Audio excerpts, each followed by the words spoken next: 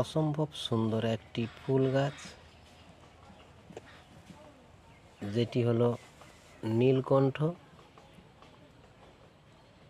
দেখুন বন্ধুরা, কত সুন্দরভাবে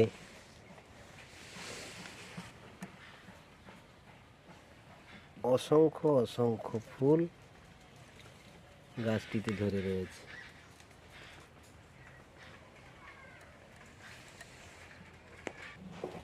এই গাছটি মাদার গাছ রয়েছে আমার বাগানে, অর্থাৎ গীতাঞ্জলির ছাদের বাগানে। টবে লাগানো আছে, তার থেকে ডাল কেটে আমি চারা তৈরি করেছিলাম।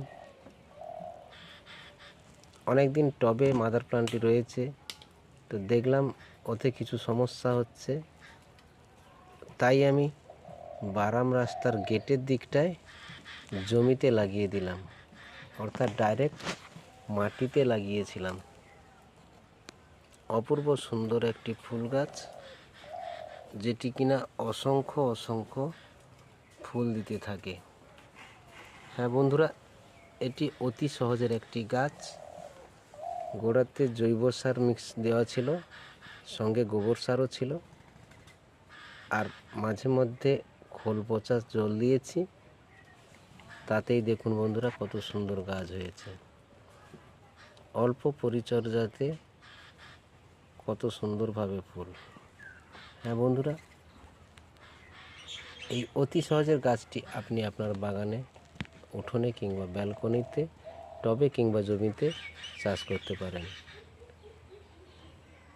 খুব কম পরিচর্যাতে গাছটিতে ফুল হয়, যেমনিভাবে আমার বাগানে হয়ে আছে।